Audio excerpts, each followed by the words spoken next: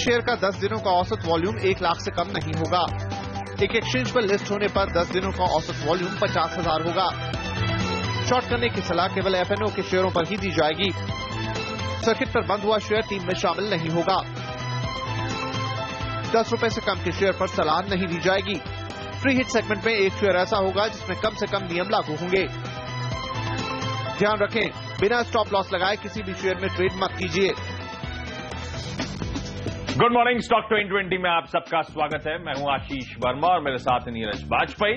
सबसे पहले देख लेते हैं मंगलवार के लिए पिच रिपोर्ट कैसी, जिसपे आज की टीम हमने बेस करने की कोशिश करी है।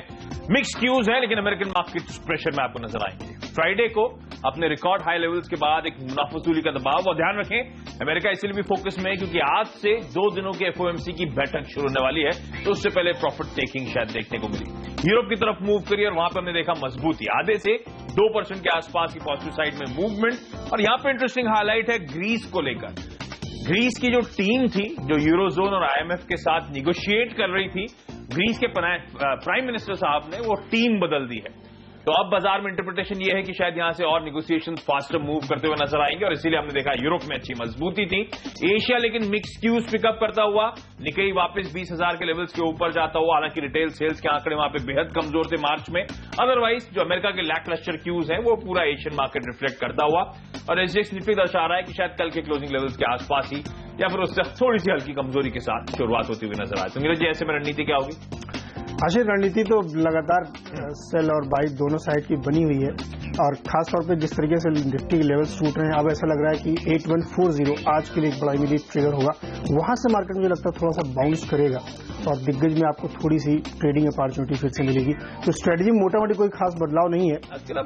बहुत टेक्निकल लेकिन पढ़ने लगे क्या मार्केट? एक्चुअली हाँ, वो प्रदीप से मैंने थोड़ा सीखा था, मैंने कहा टेक्निकल पढ़ लिया जाए, तो वो एक लेवल दिख रहा है। तो सेक्टर से लगता है कि वहां पे एक बाई साइड की रणनीति बनेगी। तो एक मिलीजुली टीम हमेशा की तरह मतलब पिछले हफ्ते जो कंटिन्यू वही है, और खरीदारी की भी अपॉर्चुनिटी सेलेक्टर्स यहाँ पे देख रहे हैं। और आज खासतौर पर निफ्टी स्टॉक्स में फोकस कर रहे हैं, दिग्गजों पे, तो बहुत ज्यादा आपके पास अपॉर्चुनिटी होगी, लेवरेज होगा। तो उस स्ट्रेटजी के साथ आज भी उतरेगा। आपकी स्ट्रेटजी कैसी होगी? बड़ा मुश्किल हो रहा है बाजार को प्रेडिक्ट करना। अभी तो वन साइडेड है फॉल, लेकिन पता नहीं, बार बार जहन में आता है कि शायद एक बाउंस के लिए हम राइट हैं, क्योंकि ओवरसोल्ड टेरिटरी में भारतीय बाजार।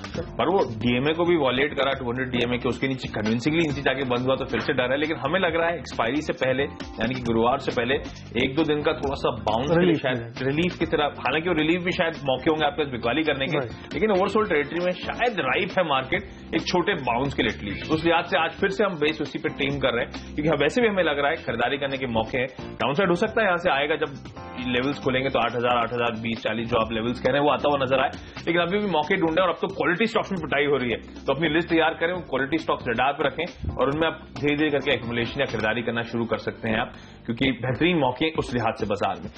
शुरुआत लेकिन नीरज जी कहां से? बिल्कुल सही, जैसा आप कह रहे हैं दिग्गजों में फोकस करना चाहिए, और खासतौर पे आईटी, जैसा कि सिलेक्टर्स लगातार मान रहे हैं कि डॉलर पे आप नजर रखिए।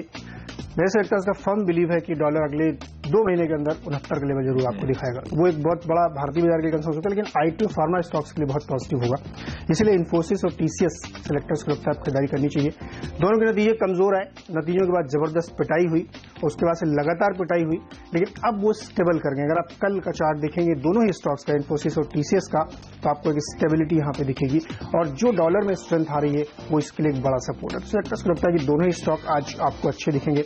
आईटी पे खासतौर पर सेक्टर्स को लगता है फोकस रखना चाहिए। इन्फोसिस को एक मल्टी ईयर बड़ी डील भी मिली है, तो वो भी एक इमीडिएट ट्रिगर हो सकता है न्यूज का। तो सेक्टर्स को लगता है कि इन्फोसिस में आपको 2010 के लक्ष्य के साथ खरीदारी करके चलना चाहिए, 1975 के आसपास स्टॉप लॉस रखे। वही टीसीएस में 2532 के आसपास का टारगेट बनाते हुए इसमें भी लॉन्ग पोजीशन बना के चलिए, 2490 के आसपास स्टॉप लॉस रखें। और वैसे आईटी में जो प्रेशर आया है मेनली तो वो क्रॉस करेंसी या फिर जो डॉलर का एप्रिसिएशन था उसके चलते था, और ज्यादा लोग मान रहे हैं कि शायद वो डील क्लोजर में शायद 4 से 5 हफ्ते का डिले था, इसीलिए आपने वो क्वार्टर रिजल्ट में ज्यादा इंपैक्ट देखा। तो शायद आने वाले सब्सिक्वेंट क्वार्टर्स इतने खराब ना FY16 के लिहाज, तो शायद मौके अगर रुपए में वापस तगड़ी कमजोरी आ ररही है। शुरुआत खरीदारी से, और इनफैक्ट ज्यादातर फोकस खरीदारी पर ही रहेगा आज फिर हमारा। क्रॉम्पटन गिरीज हालांकि डिफाई कर रहा है लॉजिक, जिस तरह की तगड़ी पिटाई हुई थी, अब तो ये 165 के लेवल्स के आसपास ट्रेड करता हुआ नजर आएगा आपको। वो डील जो थी वो कल्मिनेट हो चुकी है, हालांकि अब वो समय लगेगा वर्टिकली डिमर्ज करना, उसे अलग से लिस्ट करना, फिर ओपन ऑफर आना, लेकिन हमें लगता है अब डाउन साइड इस कंपनी के लिहाज से कैप होती हुई नजर आ रही। केस इन पॉइंट, कल जब क्रैकडाउन था, मेल्टडाउन था। In fact broader market mid cap small cap की तगड़ी पिटाई हो रही थी। मेरे ख्याल से क्रॉम्पटन ग्रीव्स में लोअर लेवल्स पे एक्युमुलेशन शुरू हो चुका था। हमें लगता है कि अब यहां पे डाउन साइड बेहद रिस्ट्रिक्टेड है इस कंपनी के लिहाज से, और शायद यहां पे थोड़ा पेशेंस रखें तो अच्छे खासे स्विफ्ट मूव ऊपर की तरफ शायद काउंटर दिखाता हुआ नजर आए। आज के लिए लेवल्स आपकी स्क्रीन पर। इसके साथ साथ एक और इंटरेस्टिंग कंपनी जो कि एफएमसीजी स्पेस को बिलोंग करती है वो है इमामी लिमिटेड। इस कंपनी में भी हमारे एक्सपर्ट्स मानते हैं खरीदारी करके चले, इंटरेस्टिंग पैटर्न्स है। वैसे भी हमारे एक्सपर्ट्स मानते हैं शार्प मूव्स ये काउंटर यहां से डिलीवर कर सकता है। बेहद साउंड फुटिंग में कंपनी आपको नजर आएगी। फंडामेंटली एक नीट रन रेट के साथ ये कंपनी लगातार ग्रो कर रही है, और इंटरेस्टिंगली कल के ट्रेडिंग सेशन में शायद तगड़ी डिलीवरी बेस्ड बाइंग भी इस कंपनी में होती हुई नजर आई है। रडार पे रखें 970 तक के लेवल्स तक आज अप्रोच करने की सलाह, और इसी के साथ वक्त हम दोनों की टीम्स के डिपेंडेबल खिलाड़ी जानने का।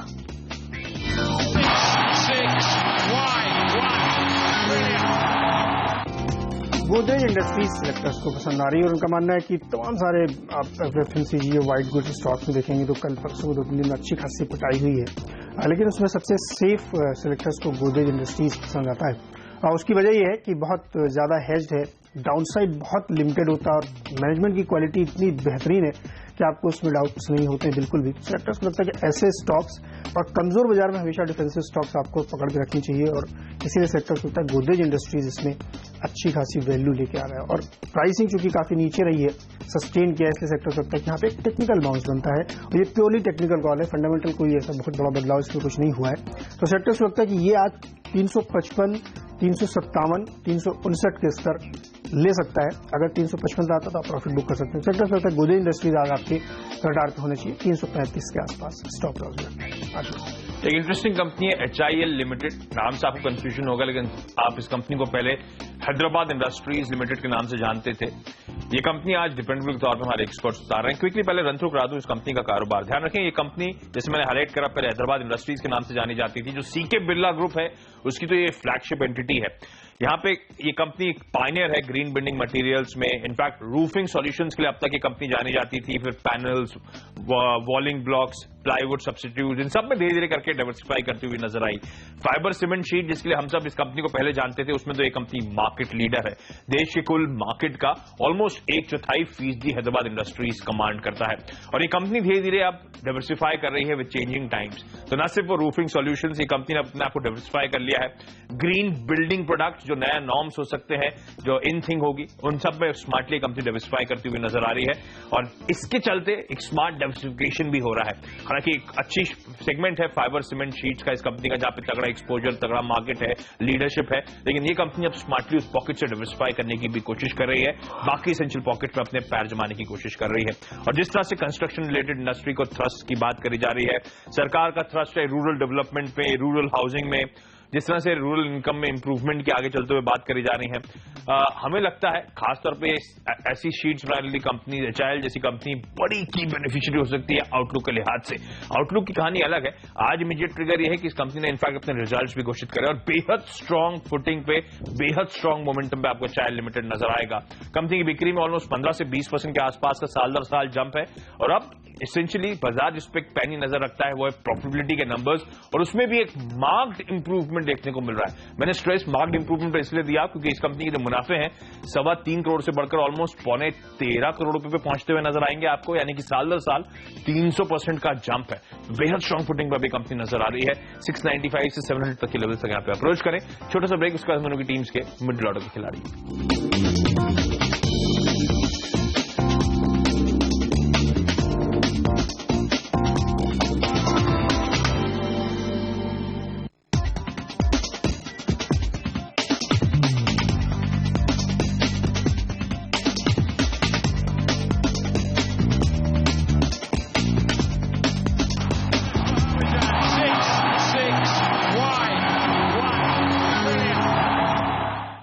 मिडिल ऑर्डर में कुछ बिकवाली के स्टॉक्स और HUL दिग्गज यहां पे शॉर्ट करने की सलाह सेलेक्टर्स दे रहे हैं। कल स्टॉक में ठीक ठाक कमजोरी आई है, इस वजह से सेलेक्टर्स को लगता है ये वीक जोन में जा चुका है। लेकिन तमाम अगर आप देखें तो जो प्योर FMCG कंपनियां हैं उनके लिए बहुत अच्छा आउटलुक नहीं है। मॉनसून अभी बहुत अच्छे प्रोजेक्शंस नहीं आ रहे हैं, इससे पहले बेमौसम बारिश हुई है, रूरल इनकम स्ट्रेस्ड है, तो वो सारी दिक्कतें ऐसी कंपनी के लिए जो HUL ITC जैसी हैं उनके लिए दिक्कत हो सकती है। शायद यही वजह है कि की करेक्शन शुरू हुआ, और जब बहुत गिरावट होती है बाजार में तो पहला लेग होता है हाई बीटास जाते हैं, फिर उसके बाद दूसरे स्टॉक जाते हैं, फिर तीसरे नंबर पे जब डिफेंसिव्स में ये शुरू हो जाता है गिरावट, तो अगर कोई चांस होता है कि मार्केट बाउंस बैक करेगा तो डिफेंसिव उस दिन फिर गिरते हैं, हाई बीटा ऊपर जाते हैं। तो सेक्टर्स को लगता है कि आज एचयूएल में डेफिनेटली एक कमजोरी देखने को मिलेगी। 850 के टारगेट के साथ इसमें बिकवाली करके चले। भारतीय एयरटेल नतीजे आज आने हैं कंपनी के, और सेक्टर्स मान के चल रहे हैं कि वीक नतीजे होंगे, अगर इन लाइन में आए तो अच्छी खासी पिटाई इस स्टॉक की होगी। तो इसलिए सेक्टर्स को लगता है यहाँ पे कमजोरी होनी चाहिए, और जो इनके ऑफशोर बिजनेसेस हैं बाहर वाले, उसमें भी दिक्कत आपको देखने को मिलेगी। 380 के टारगेट के साथ भारतीय एयरटेल में शॉर्ट करके चले। IVRCL इंफ्रा स्टॉक है, यहाँ पे लॉन्ग के सेक्टर्स दे रहे हैं। एक वजह यह है कि सरकार की तरफ से कोशिश की जा रही है कि तमाम इंफ्रा कंपनियां उनको फंड ईज किया जाए, उनको मुहैया कराया जाए। आज एक बहुत अहम बैठक भी है फाइनेंस मिनिस्ट्री की बैंकों के साथ, जिसमें RBI भी पार्टिसिपेट करेगा, और बैंकों को एक तरीके से कन्विंस किया जाएगा कि जहां थोड़ा सा लेवरेज रखें, थोड़ा सा नरमी बरतें और कंपनियों को मदद करें। तो इस वजह से सेक्टर सोचता है कि तमाम सारी इंफ्रा कंपनियां आज रडार पे आपकी रहनी चाहिए। और इनके साथ एक और ये कि इन्होंने अपने CDR प्रोसेस के तहत लेंडर को 24 रुपए में स्टॉक्स अलॉट किए हैं, तो अभी 14 रुपए से 24 रुपए, तो हालांकि वो मजबूरी है, वो प्राइस उस हिसाब से कैलकुलेट किया जाता है, लेकिन गैप बहुत ज्यादा है। सेक्टर सोचता है कि 1550 के आसपास का टारगेट इसमें आज मिल सकता है, खरीदारी करके चले। आशीष, इंटरेस्टिंग है, इंफ्रा रडार पे है, बाकी तो पॉजिटिव न्यूज ने हाईलाइट कर ही दिए हैं, लेकिन वो कंपनी GMR इंफ्रा है। और ज्यादा इंटरेस्टिंग है कि इस कंपनी में काफी समय से हम हाईलाइट कर रहे हैं कि प्रोमोटर एंटिटीज बाइंग करें। इनफैक्ट कल के ट्रेडिंग सेशन में GMR बिजनेस एंड कंसल्टेंसी ने ओपन मार्केट के जरिए बाजार बंद होने के बाद डिस्क्लोजर्स जो आए उसमें है 7 लाख शेयर्स इस कंपनी के फिर से ओपन मार्केट से एक्वायर करें। लगातार हुआ है, राइट्स इश्यू 15 के लेवल्स के आसपास आया था, उससे 1490 के लेवल्स उससे नीचे ट्रेड कर रहा है। हमने क्रॉम्पटन की बात करी थी, रिस्क रिवॉर्ड फेवरेबल है, बहुत लिमिटेड डाउनसाइड नजर आता है। लाइकवाइज सिमिलर सिनेरियो बिल्टअप हो रहा है GMR इंफ्रा के लिहाज से। हमें बहुत ज्यादा डाउनसाइड प्रेशर इस कंपनी में अब यहां से नजर नहीं आता। कुछ पॉजिटिव मैक्रो एनवायरमेंट के नीरज ने हाईलाइट करे, कुछ इंटरनल्स मैं हाईलाइट कर रहा हूं जहां पे प्रोमोटर्स का कॉन्फिडेंस और लगातार बाइंग देखने को मिल रही है। बैलेंस शीट रीसेलेक्ट करने की कोशिश हो रही है राइट्स इश्यू के बाद, फंड रेजिंग हुई थी उससे पहले, आपको याद होगा। हमें लगता है 15.5 तक के लेवल्स तक यहां पे अप्रोच करें, शायद थोड़ी सी निबलिंग अब इस काउंटर में शुरू करनी चाहिए। KEC इंटरनेशनल शायद अपने वे अप में पॉजिटिवली सरप्राइज किया था, बेहद शार्प मूव्स इस काउंटर में डिलीवर करे थे, लेकिन उतनी ही नोटवर्दी इस कंपनी का फॉल भी रहा है, और फिर तगड़ा प्रेशर झेला है इस कंपनी ने। अब तो वो जो 72-75 के लोज थे उसके आसपास वापस से काउंटर पहुंचता हुआ नजर आएगा, यानी कि 155 के ईयर हाई से तो 40% से ज्यादा करेक्शन हो चुका है। हमें लगता है ऐसे क्वालिटी मिड कैप स्टॉक्स आपको शायद मौके दे रहे हैं। बेहतरीन बिजनेस मॉडल है इस कंपनी का, स्ट्रॉन्ग पेरेंटेज है, और इनफैक्ट यहाँ पे जो प्रोमोटर एंटिटी है इंस्टेंट होल्डिंग्स, जो कि एक ग्रुप होल्डिंग कंपनी भी है इनकी KEC की, हमें वो लगातार बाइंग करी। इनफैक्ट कल भी 4.25 लाख शेयर्स उसने मार्केट से एक्वायर करे हैं। ये कंपनीज निबलिंग के मौके दे रही हैं, ये कंपनीज गिरावट में खरीदारी करने के मौके दे रही हैं, तो ये वो स्टॉक्स आइडेंटिफाई करें हमारे एक्सपर्ट्स ने। एमटेक ऑटो एक बेहतरीन कंपनी है, 272 के ईयर हाइस थे, वहां से 45-50% नीचे इस समय कामकाज कर रही है। 3,300 करोड़ रुपए का मार्केट कैप है। इस कंपनी की टॉप लाइन ऑलमोस्ट 15,500 करोड़ रुपए की है, मुनाफा 950 करोड़ रुपए का कंपनी क्लॉक करती है। और तमाम, ये तो इस कंपनी की कोर बिजनेस की बात कर रहा हूं, अदरवाइज तमाम जो एमटेक ग्रुप की कंपनीज हैं उसकी होल्डिंग कंपनी भी एमटेक ऑटो ही है, तो उसको अगर आप डिस्काउंट करके सम ऑफ द पार्ट्स वैल्यूएशंस करेंगे तो बेहद स्ट्रॉन्ग वैल्यूएशंस कंपनी के आएंगे। हालांकि इस कंपनी की बात में बुक्स में सच है, तगड़ा डेट है, क्योंकि ये कंपनी इनऑर्गेनिक ग्रोथ पे बहुत ज्यादा बिलीव करती है, और अब तक तो वो बेहतरीन तरह से पैन आउट हुआ है। तो अगर मैनेजमेंट बैंडविड्थ पे आपको थोड़ा सा कॉन्फिडेंस है, प्रोमोटर से कॉन्फिडेंस है, तो ये कंपनी बेहतरीन हो सकती है। थोड़ा पढ़ना पड़ेगा इस बारे में आपको। अभी भी इस वोलेटाइल एनवायरमेंट में ये कंपनी एग्रेसिवली एक्सपैंड करने की कोशिश कर रही है। Japan based Asahi tech corporation को एक्वायर करने की बात है। इस कंपनी जिसको एक्वायर कर रही है उसकी जापान, थाईलैंड, चाइना जैसी लोकेशंस में मैन्युफैक्चरिंग फैसिलिटीज हैं, और तमाम ब्लू चिप OEM क्लाइंट्स जो इस रीजन के उन सबको केटर करती है। तो इंडायरेक्टली अब एमटेक ऑटो उन सबको सर्विस करती हुए आपको नजर आएगी। तो स्मार्ट एक्विजिशंस कर रही है company across the globe. Debt एक कंसर्न है, अगर ये कंपनी वाकई इन एक्विजिशन को टर्न अराउंड कर सकती है या फिर फ्रुक्टिफाई कर सकती है, इंटीग्रेट कर सकती है बेहतरीन तरीके से, तो ये कंपनी बेहद अट्रैक्टिव हमें नजर आ रही है। ये करेक्शंस यहां पे भी खरीदारी करने के शायद मौके दे रहे हैं। लेकिन अब वक्त हम दोनों की टीम्स के फ्री हिट खिलाड़ी जानने का। किर्लोस्कर ब्रदर्स होगा हमारा फ्री हिट, और सेलेक्टर्स को लगता है कि ऐसे तमाम स्टॉक्स जो लगातार आपको सुझा रहे हैं जहां पे अच्छे रिजल्ट्स के दम पे खरीदारी होती है। पहली बात बता दें कि इसका जो Q4 का आया है उसमें 36 करोड़ का प्रॉफिट कंपनी ने क्लॉक किया, जो पिछले साल 15 करोड़ था, तो मुनाफा डबल हुआ है। वहीं टोटल इनकम में भी करीब 12% की उछाल आई है। बेसिकली किर्लोस्कर ग्रुप की होल्डिंग कंपनी है जो पंप्स, इंजन, तमाम चीजें बनाती है, लेकिन डायरेक्ट इनका जो कंस्ट्रक्शन और इंफ्रा का भी बिजनेस है। सेलेक्टर्स को लगता है कि ऐसे स्टॉक्स पे आपको हमेशा नजर रखनी चाहिए जो लेसर नोन है, ट्रेडर्स के रडार कम रहते हैं, लेकिन वैल्यूज बहुत होती है उनमें, वो वहां पे आपको अच्छी देखने को मिलेगी। और बेहतर रिजल्ट्स देखिए बहुत बाजार में देखिए जहां जो दिग्गज कंपनियों के अच्छे रिजल्ट्स के बावजूद पिटाई हो रही है क्योंकि वो इनलाइन है या कहीं ना कहीं इसमें दिक्कत है, लेकिन जहां पे प्योर फंडामेंटल्स पे अच्छे रिजल्ट्स आ रहे हैं उनको रिवार्ड मिल रहा है। पिट्टी लेमिनेशन का इसका उदाहरण 8% ऊपर कल भी बंद हुआ था। सेक्टर्स लगता है कि वैसे ही किर्लोस्कर के आप रिजल्ट देखेंगे तो आपको बहुत ही अच्छे लगेंगे इसमें, इसलिए सेक्टर्स लगता है कि आज इसमें एक तेजी बन सकती है। 200 रुपए के लक्ष्य के साथ इसमें खरीदारी करें, 183 के आसपास स्टॉप लॉस है। एक इंटरेस्टिंग कंपनी है पोकरना। ये कंपनी जानी जाती है फिनिश ग्रेनाइट्स और खास तौर पर उसे एक्सपोर्ट करने के लिए, इनफैक्ट लार्जेस्ट एक्सपोर्टर है इस देश से फिनिश ग्रेनाइट की। 2 state of the art manufacturing facilities हैं इस कंपनी की और इनफैक्ट अपनी खुद की क्वेरीज से रॉ मटेरियल्स लेके आती है और इंडिपेंडेंट क्वेरीज के जरिए भी यहाँ पे रॉ मटेरियल लाया जाता है। न सिर्फ भारत से, सऊदी अरेबिया, ईरान जैसे जो प्रोमिनेंट मार्केट्स हैं कहा जाता है रॉ मटेरियल्स के लिहाज से, वहां से ये कंपनी सोर्स करती है। इंटरेस्टिंगली इस कंपनी के लिए बड़ा एसेंशियल ट्रिगर पॉइंट है अमेरिका में जिस तरह से आंकड़े आ रहे हैं होम सेल्स के, कुछ हद तक कॉन्फिडेंस वहां के होम मार्केट में देखने को मिल रहा है, एक्जिस्टिंग होम बायर्स के मार्केट में देखने को मिल रहा है। उसके बाद अब कहा जा रहा है कि न्यू होम सेल्स में भी शायद एक मार्क्ड इंप्रूवमेंट की बात है। वो शायद एक ट्रिगर पॉइंट है इस कंपनी के लिहाज से, क्योंकि जो एक्सपोर्ट्स करती है उसमें मेजॉरिटी इस कंपनी का अमेरिकन मार्केट्स को एक्सपोर्ट होता है। पर आज लेने की मूल वजह यहां पे कहा जा रहा है बड़े एचएनआईज, बड़े एस इन्वेस्टर्स इस कंपनी में एग्रेसिवली एड ऑन कर रहे हैं अपनी पोजीशंस और वो बड़ा ट्रिगर हो सकता है इस कंपनी के लिहाज से। तो रडार पे रखें। हालांकि कंपनी के वैल्यूएशन तो रिच आपको नजर आएंगे, लेकिन अभी भी बड़े एस इन्वेस्टर्स इस कंपनी में एंटर करते हुए या फिर अपनी पोजीशन डेवलप करते हुए नजर आएंगे। 745 से 750 तक के जोन्स तक पोकरना में आज के लिए खरीदारी करने की सलाह। एक यूनिक बिजनेस मॉडल है इस कंपनी का। छोटा सा ब्रेक, उसके बाद आखिरी के 3 खिलाड़ी।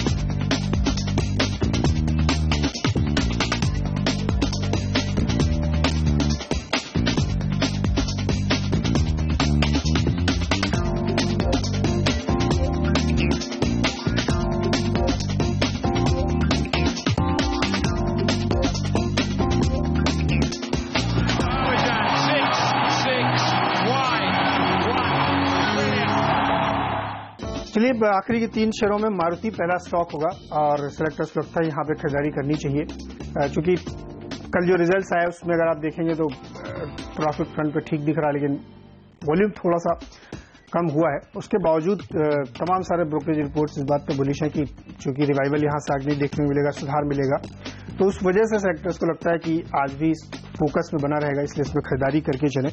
3675 का इसमें टारगेट आपके लिए होना चाहिए, खरीदारी करके चलें। विप्रो एक और आईटी कंपनी, ऑलमोस्ट तीनों दिग्गज आईटी कंपनियां सेलेक्टर्स ने आपको सुझा दी हैं। बहुत ज्यादा कन्विक्शन है उनका कि आईटी स्टॉक्स आज आपको रन करते हुए दिखेंगे, तो विप्रो में भी खरीदारी करके चलें। एक अच्छा इसमें पैटर्न ये भी था कि कल काफी कमजोरी के बावजूद ये स्टॉक पॉजिटिव बंद होने में सफल रहा, इसलिए सेक्टर्स को लगता है कि यहाँ पे भी नजर रखनी चाहिए। 550 के लक्ष्य के साथ विप्रो में खरीदारी करें। और अंत में HPCL, यहाँ पे शॉर्ट करने की सलाह सेक्टर्स दे रहे हैं। उनका मानना है कि तमाम जो ऑयल मार्केटिंग कंपनीज हैं उनके लिए मुश्किल है कि एक तो क्रूड थोड़ा थोड़ा ऊपर की तरफ जा रहा है, लेकिन डॉलर उनके लिए दिक्कत पैदा कर सकता है क्योंकि उसमें स्ट्रेंथ लगातार बनती हुई दिख रही है। तो ऐसी तमाम कंपनियां जिनका एक्सपोर्ट और इंपोर्ट से लेना देना यानी डॉलर उनकी लाइफ में बहुत इंटीग्रल पार्ट है, वहां पे आपको नजर रखनी चाहिए। जो एक्सपोर्टर है उनके लिए फायदा और जो इंपोर्टर है उनके लिए नुकसान। तो HPCL में लगता है सेक्टर्स को कि डॉलर की वजह से थोड़ा इसमें दिक्कत रहेगी। 585 के टारगेट के साथ इसमें शॉर्ट करके चले। आशीष इकलौता सेल है आज का, कल भी हमने लिया था, हालांकि टारगेट्स अचीव हुए थे, दिन के दौरान 4-5% कमजोर हुआ था, लेकिन इंटरेस्टिंगली दिन के लो से एक स्मार्ट रिकवरी भी उस काउंटर में आई थी, वो था पेट्रोनेट LNG का काउंटर। हालांकि रिकवरी शायद इसलिए थी क्योंकि रीसेंट लोज पे था और वहां से बाउंस देखने को मिला, लेकिन बेहद कमजोर नंबर्स पिछले 5 सालों में, इससे कमजोर परफॉर्मेंस इस कंपनी की, खासतौर पर दहेज को लेकर जो कंसर्न्स माउंट हो रही हैं, इसीलिए वो कमजोर डिलीवरी थी। पर अब तो आज फिर से हम इस पे सेल ही मान के चल रहे हैं, क्योंकि हमें लगता है अभी भी फिर से दबाव शायद काउंटर झेलता हुआ नजर आए, क्योंकि अब तो एक और एलिगेशन लग रहा है इस कंपनी में कि सरकारी लेंस पे सरकारी जांच हो रही है। इस कंपनी के जो गैस परचेज एग्रीमेंट्स हुए थे उसके चलते कहा जा रहा है जो LNG कॉन्ट्रैक्ट एग्जीक्यूशन करा था इसने गॉर्गन प्रोजेक्ट ऑस्ट्रेलिया में राजगास और एक्सॉन मोबिल के साथ उसमें कुछ इरेगुलरिटीज की फाइंडिंग्स आई हैं। तो पेट्रोनेट एलएनजी वैसे भी जो कमजोर रिजल्ट है जिसके चलते हमने कल बिकवाली करी थी, हमें लगता है आज भी इस काउंटर में शायद सबड्यूड ट्रेड या प्रेशर के साथ कामकाज होगा। अच्छा, इंटरेस्टिंगली ऑयल मार्केटिंग कंपनीज हमारे रडार पे भी हैं, लेकिन हमारे रडार पे इसीलिए क्योंकि हम शायद बाय साइड की पोजीशन यहां पे बनाना चाहते हैं, तो कॉन्ट्रेडिक्टरी व्यू हो सकता है, तो आप ध्यान से चलें। लेकिन हमें लगता है शायद ऑयल मार्केटिंग कंपनीज में कल के प्रेशर के बाद शायद एक बाउंस के लिए प्ले अप करना चाहिए। सबसे पहले तो बीपीसीएल अपफ्रंट, कल मेरे ख्याल से निफ्टी का सबसे टॉप लूजर भी था ये कंपनी, 6% के आसपास ही कमजोरी थी, और इन स्पेस के लिए कह रहे हैं बड़ी पॉजिटिव खबरें आती हुई। वैसे भी सबसे इंपॉर्टेंट जो अब रिजल्ट्स आने वाले हैं, शायद बाजार उसे डिस्काउंट नहीं कर रहा है, कहा जा रहा है और रिजल्ट रिमार्केबल हो सकते हैं Q4 की इन तमाम कंपनीज के लिए। तो उस लिहाज से तो एक बाय साइड की अपॉर्चुनिटीज है इन कंपनीज में, अभी भी रीरेटिंग की गुंजाइश है। और अब कहा जा रहा है जो 8,600 करोड़ रुपए का सब्सिडी बिल है वो पूरा शायद सरकार बिल फुट करती हुई नजर आएगी। फाइनेंस मिनिस्ट्री ने शायद कहा जा रहा है ऑयल मिनिस्ट्री की जो डिमांड थी उसको मान लिया है, यानी कि जो इंटायर सब्सिडी बिल है 8,600 करोड़ रुपए का चौथे क्वार्टर के लिए ऑयल मार्केटिंग कंपनीज का, उसे अब सरकार फुट करती हुई नजर आएगी। यानी कि ऑयल मार्केटिंग कंपनीज में शायद आज आप स्मार्ट मूव्स अपसाइड में देख सकते हैं। बीपीसीएल के टारगेट्स आपकी स्क्रीन पर, और दूसरा स्टॉक ऑब्वियसली जो बचा हुआ है वो आईओसी का, जिसमें हमारे एक्सपर्ट्स मानते खरीदारी करके चले 353, 355 तक के जोन तक आप अप्रोच करें, तो ऑयल मार्केटिंग कंपनीज में शायद आज खरीदारी का मोमेंटम, खरीदारी का रुख देखने को मिलेगा। चलिए, तो हम दोनों की 10-10 की टीम पूरी हो चुकी है। उम्मीद करते हैं आज का ट्रेडिंग सेशन आपके लिए अच्छा रहेगा। थोड़ा सा वोलेटाइल मार्केट है, स्टॉप लॉसेस के साथ पोजीशन को अप्रोच करें। अगर आप वीक हार्टेड हैं तो शायद इस मार्केट में उतरने की जरूरत नहीं लेकिन चलिए, स्टॉक 2020 में आज के लिए इतना ही। सीएनबीसी आवाज के तमाम दर्शक देखें मार्केट काउंटडाउन, और सीएनबीसी बाजार के हमारे दर्शक देखें मॉर्निंग टिकर। नमस्कार।